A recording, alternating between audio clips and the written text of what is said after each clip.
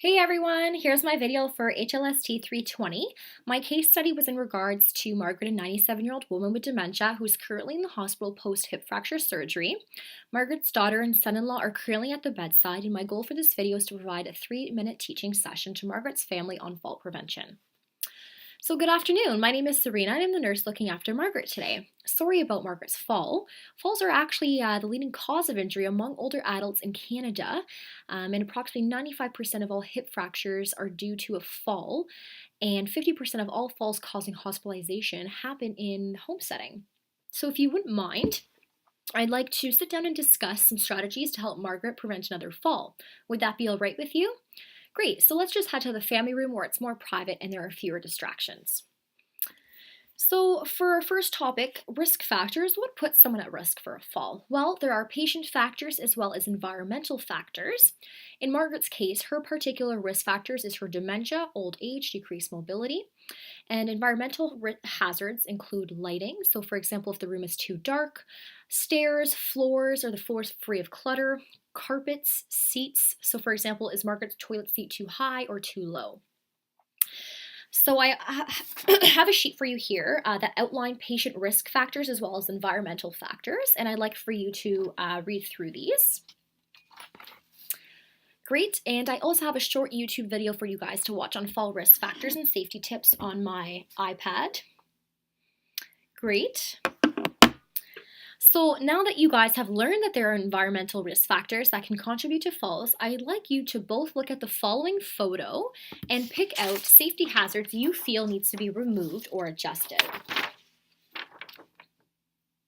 You're right. So there's the bottles here, there is an open tuna can there, and there's a skateboard, and those are all definitely potential fall hazards.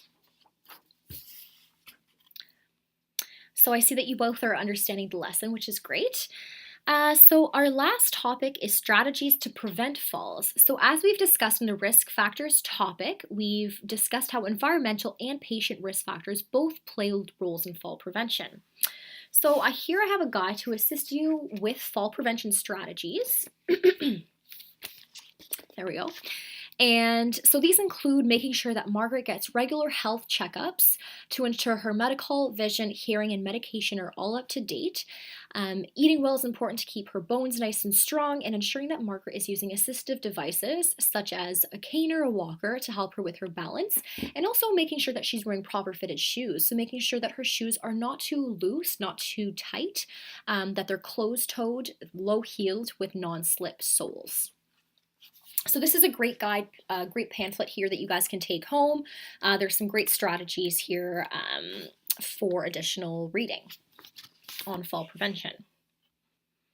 So now for me to evaluate whether you have learned a few things from our teaching session. So here's a pen and paper, and I'd like for you both to write down at least 3 risk factors for falls. Great. Identify at least 3 environmental safety hazards in Margaret's home environment. Great. And explain at least 3 fall prevention strategies. So in other words, I'd like for you to list 3 ways to help Margaret prevent another fall. Great. So this brings us to the end of our teaching session. Do either of you have any questions?